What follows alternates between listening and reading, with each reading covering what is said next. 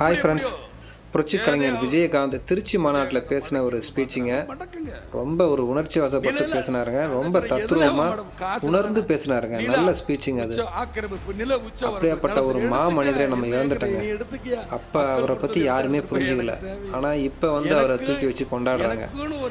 உயிரோடு இருக்கும்போது அவரை பற்றி நல்லா பேசியிருக்கலாம்ல. ஏன் ஒவ்வொருத்தங்களையும் ஒரு நல்ல மனிதர்களாக இந்த மாதிரி இப்போ வச்சுட்டு அதுக்கப்புறம் பின்னாடி பேசுகிறாங்க? மக்கள் புரிஞ்சுக்கணுங்க.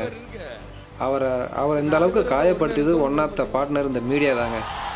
இந்த மீடியாவில் அவரை பற்றி இல்லாத போலாத சொல்லி அவரை ரொம்ப நோகடிச்சு இந்த அப்படியாப்பட்ட ஒரு மாமனிதரை நம்ம இழந்துட்டோங்க. தயவுசெய்து இந்த மீடியாக்களை மட்டும் நம்பாதீங்க. ஒன்னா நம்புற திருட்டு பசங்க. அதே போல் இப்போ இருக்கிற அரசியல்வாதிக்கும் அவருக்கும் ஏணி வச்சா கூட எட்டாதுங்க. இப்போ இருக்கிற அரசியல்வாதிங்க கோடி கோடியாக சம்பாரிச்சு அவங்க இதான் சேர்த்து வைக்கிறாங்க தவிர அப்படின்னா போகும்போது தூக்கி போயிடுவாங்களான்னு தெரியல. எத்தனை ஜென்மத்துக்கு அவனை சாப்பிட போறானு எனக்கு கிடையாது. இருக்கிற பணத்தை ஏழைகளுக்கு கொடுக்கலாம்ல.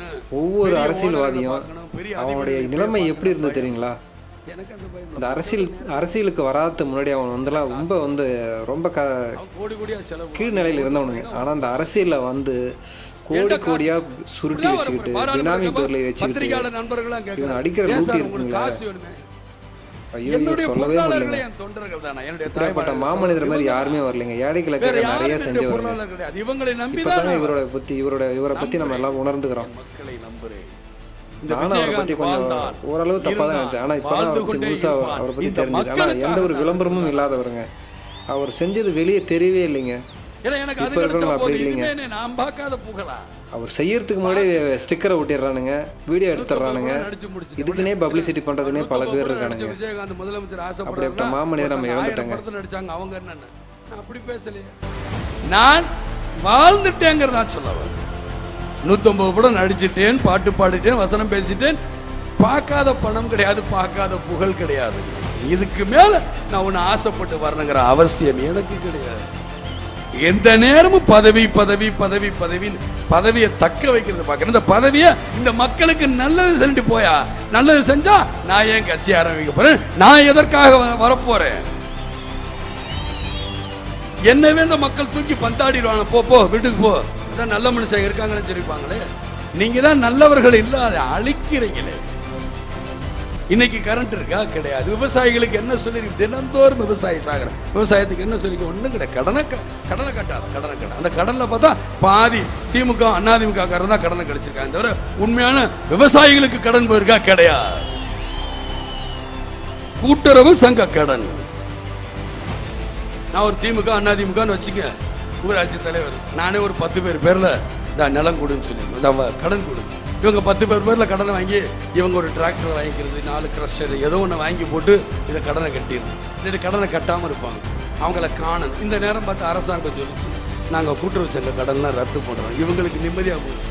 ஆக தினந்தோறும் செத்துக்கிட்டு இருக்காங்க உண்மையான விவசாயிகள். இந்த விவசாயத்திற்கு ஏதாவது முடிவு பண்ணுறாங்களா? கிடையாது.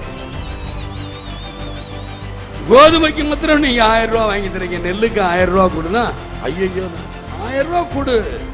விவசாயியும் வாழணும், அதை நம்பி வாங்குற என் மக்களும் வாழணும். அதுதான் அரசாங்கம், நீ ஆட்சியாளருக்கு அர்த்தம். அதுதான் அர்த்தம். அது செய்ய முடியாது. என்ன விஜயகாந்த் செஞ்சிருவேன்னா, நான் உங்களை மாதிரி எம்ஜிஆர் மருத்துவமனையில் இருக்கும்போது ஒரு தடவை ஆட்சியை கொடுங்க, எம்ஜிஆர் நான் திருப்பி கொடுத்துருவேன் கேட்க மாட்டேன். தைரியமாக தேர்தலை சந்திப்போம், மக்கள் முடிவு பண்ணி உட்கார வைக்கட்டும். அப்ப நான் இதை பண்றலாம் இல்லையான்னு பாருங்க. நான் அப்படிலாம் பேசணும்னு நினைக்க வரல. என்னுடையது என்ன, என் மக்களுக்கு நல்லது. என் தாய்மார்கள் எவ்வளவு கஷ்டப்படுறாங்க. தினந்தோறும் என்ன இன்னைக்கு கேஸ் அடுப்பு கொடுக்குறீங்கிற சந்தோஷம். ஆனா தினந்தோறும் அவங்க எதை எடுக்க போறாங்க? தினந்தோறும் அந்த சுள்ளி கிடைச்சா போதும், அடுப்பு எரிச்சிடலாமா, வீட்டு வேலைக்கு போகலாமா, அது போகலாமா. கிராமப்புற வேலைங்கிறாங்க, 80 ரூபா சம்பளம், 100 நாளைக்கு வேலை.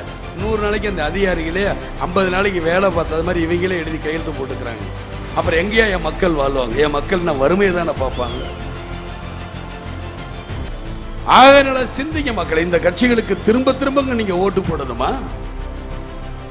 இல்ல திரும்ப இவங்களே தான் இல்ல இந்த ஆட்சியில் உட்காரணுமா? சட்டம் போட்டிருக்கா தமிழ்நாட்டை தான் இவங்க தான் ஆளணும், இவங்க தான் இந்த தமிழ்நாட்டின் பரம்பரையாளர்கள்.